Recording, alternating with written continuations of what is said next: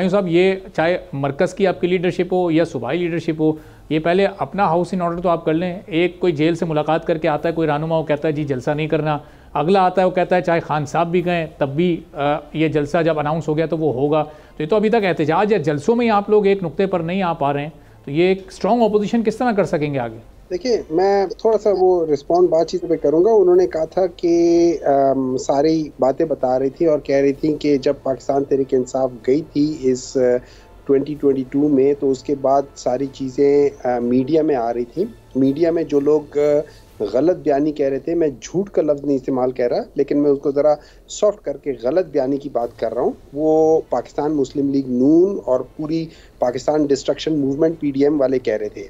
मैं आपको मिसाल दे देता हूँ विद फैक्ट्स एंड फिगर्स कि जून 2018 में जब इनकी हुकूमत ख़त्म हुई थी, तो उस वक्त पाकिस्तान की इकॉनमी को इसी मोदी ने डाउनग्रेड किया था B स्टेबल से B नेगेटिव पे। उसके एक साल बाद जब पाकिस्तान तहरीक-ए-इंसाफ आई तो उसको नेगेटिव से स्टेबल पे कर दिया और 2020 में स्टेबल को मेंटेन करते हुए 2021 में पॉजिटिव पे कर दिया था।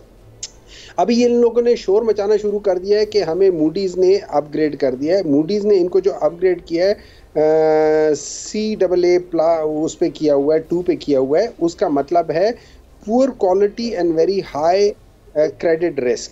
जब पाकिस्तान तहरीक इंसाफ गई थी तो उसमें उन्होंने कहा था स्पेक्युलेटिव का था, और ना अच्छा उससे पहले जब ये लोग आए थे, ये जो आने के, तो 2023 में इन लोगों का क्या हुआ था, जज to be speculative and likelihood of being near or in default but some possibility of recovery principal or in principal और इंटरेस्ट में क्या था।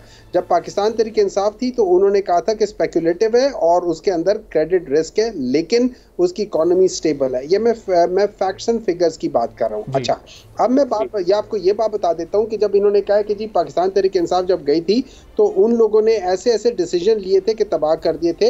ये याद रखें, आप जब भी कोई एक साल स्टार्ट करते हैं तो आप अपना एक टारगेट रखते हैं। तो पाकिस्तान तहरीक इंसाफ ने जब 2021 के जून को अपना किया तो उनका टारगेट था कि 2022 जून तक हम लोग GDP को 4.8 पे करेंगे, लेकिन हमने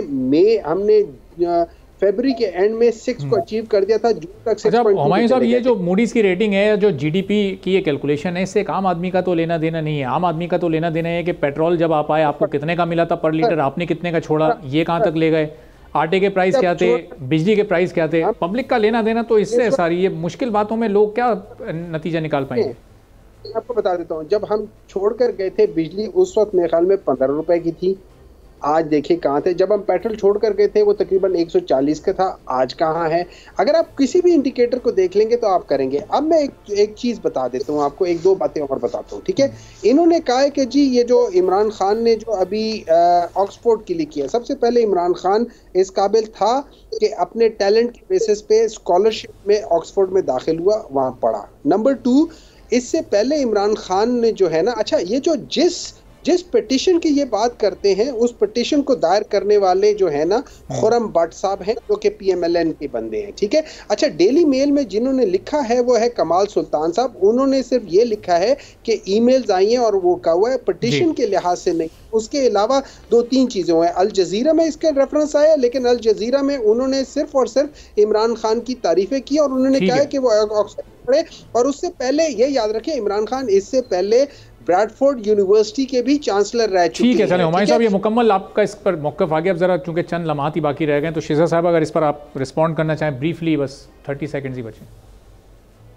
देखिए, बात तो ये है कि ये गए अगर क्रिकेट के ऊपर लेके, तो उसकी बात अब इस वक्त जब वो जेल में हैं, जब उनके ऊपर तोशाखाना रेफरेंस का भी सजा हो चुकी है, जब उनके ऊपर इस किस्म के इल्जामात लगे हुए बदउनवानी के, तो इस वक्त पाकिस्तान को दुनिया के आगे वो नहीं करना चाहिए था। उनका जो ब्रदर इन लॉ गोल्डस्मिथ है वो वहां पे उनके लिए करता रहते, और आपने देखा कि ना सिर्फ अमेरिका में भी इन्होंने जाके पाकिस्तान की जगहसाई कराई, वहां भी रेजोल्यूशंस पास करवाई, फिर ये UK में भी गए, पहले भी इन्होंने कोशिश की कि पाकिस्तान के खिलाफ एक मुहिम चलाई जाए। तो मेरा ख्याल है कि सबसे पहले पाकिस्तान को रखें, बाद में अपने लीडरान को देखें। ठीक है, सब्सक्राइब करें और बेल दबाएं ताकि कोई खबर रह न जाए।